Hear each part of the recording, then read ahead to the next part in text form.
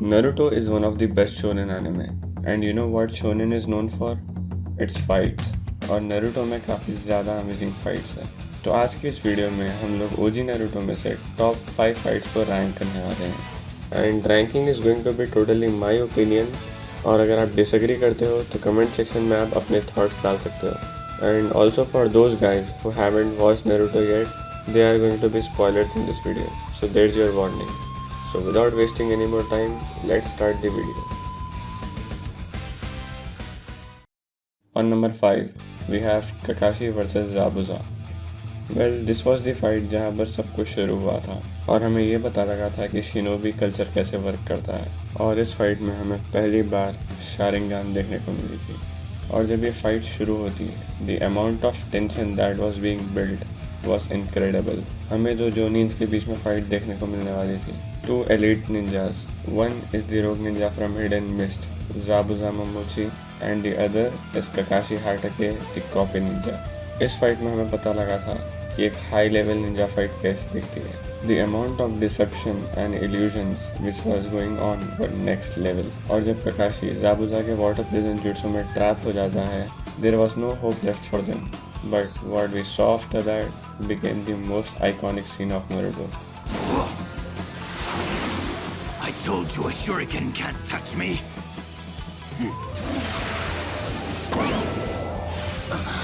What? मतलब जिस तरीके से Naruto और Sasuke ने अपना टीम वर्क दिखाया and they released Kakashi from Zabuza's trap was simply amazing. Honestly, this was the moment where I actually got hooked to this show. और जैसे ही Kakashi रिलीज होता है, we all knew that this fight is going to be dominated by Kakashi. और ऐसा ही होता है। Kakashi अपनी Sharingan use करके Zabuza को हरा देता है। But eventually, Haku gives Zabuza a killing blow. On number 4, we have third Hokage versus Orochimaru. A fight जिसमें एक टीचर अपने स्टूडेंट से लड़ता है। थर्ड होकागे हिरुzen Sarutobi faces off against Orochimaru, और ये फाइट काफ़ी ज़्यादा लार्ज स्केल पे थी। I mean, we got to see a fight between Hokages, but starting से ही थर्ड होकागे के जीतने के चांसेस कम दिख रहे थे, because he was fighting against two Hokages and Orochimaru at once. But I must say, he really put up a good fight. और फिर आता है ये सीन, जो कि शायद 100 एपिसोड्स तक चला था। But jokes aside, when I see it now, ये ज़रूरी भी था, because simultaneously एक और काफ़ी ज़बरदस्त फाइट चल रही थी, and that is Naruto versus Gaara. And this fight ranks as same as the Hokage versus Orochimaru, and I wanted to put them together because these fights were going on simultaneously and they ended together. पर आखिर में Naruto उसकी fight जीत जाता है Gaara के against, और third Hokage sadly मर जाता है। But he didn't die in vain. वो Orochimaru के पास से उसकी ninjutsu यूज करने की एबिलिटी ले लेता है, and both fights end on the same note. It's not until you've protected someone precious to you that the true strength of the shinobi can emerge. I am going to protect everyone. Hokage की death काफ़ी ज़्यादा sad थी, but it showed something important. कि उसके मरने के बाद भी there is a new generation who will come and take his place as a new Hokage, and the cycle continues. On number 3, we have Gaara versus Rock Lee. This is the fight where we actually got to know Rock Lee. इस fight से पहले हमें rock ली के बारे में कुछ भी ज़्यादा पता नहीं था, and I thought that he is just a simple side character. But जब उसका मैच होता है with an absolute monster like Gaara, मैंने कभी नहीं सोचा था कि फाइट ऐसे टर्न आउट होगी, क्योंकि स्टार्टिंग से ही हमें गारा को ऐसे पोर्ट्रे किया गया था कि वो चुनिंग एग्जाम्स में बिगेस्ट हर्डल होगा। But from what we saw in the forest of death, I was sure that this guy is a true monster. और अब मैच स्टार्ट होता है, और Gaara was in advantage from the very start as we expected. और तो और हमें ये भी पता चलता है कि ली ना तो निंजुत्सु यूज कर सकता है ना गेंजुत्सु, उसके पास कोई होप बची नहीं थी। But there comes this moment, which I love in this fight, the Great Rock. Ah, that is better. Now I will be able to move freely. इस सीन के बाद मैच 180 डिग्रीज पलट जाता है। रॉक ली wait drop करने के बाद इतना ज़्यादा फास्ट हो जाता है कि गारा की सैंड भी उसे प्रोटेक्ट नहीं कर पाती। And he tried to give him a finishing blow but वो काम नहीं करता because of Gaara sand armour. And then I realised कि फाइट शायद इससे ज़्यादा आगे नहीं बढ़ेगी। But what happened next was absolutely amazing. हमें इनर गेट्स के बारे में पता चला जिसकी हेल्प से कोई भी होकागे लेवल पावर अचीव कर सकता है at the cost of his life. And Rock Lee opened 5 gates out of 8. And the moment when Lee starts opening the gates, man it's crazy. सब कुछ एकदम वाइल्ड हो जाता है। And जैसे ही Lee मोमेंटम में आता है, the fight was on its absolute heights. And for once I really thought that he would win, but I was wrong.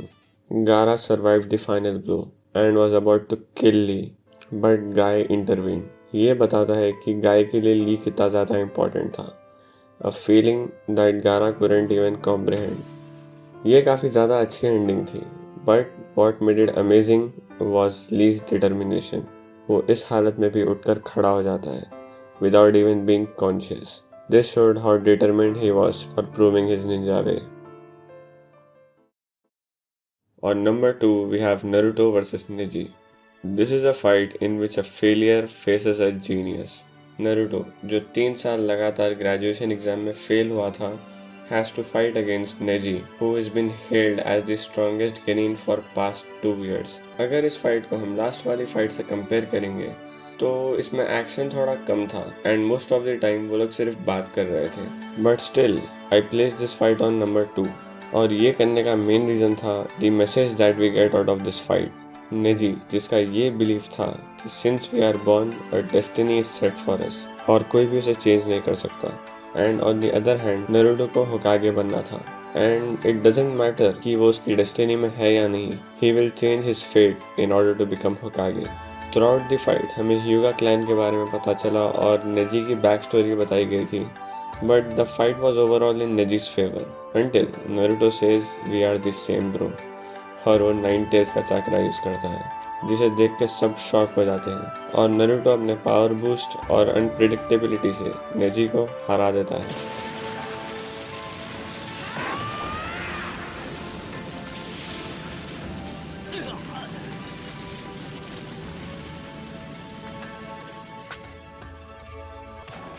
But the true essence of this fight was in the ending जब नेजी कहता है कि I should have guessed shadow clone is your speciality, जिस पर Naruto reply करता है I failed the graduation exams 3 times in a row and just because of shadow clone jutsu. So don't come whining to me with this destiny stuff.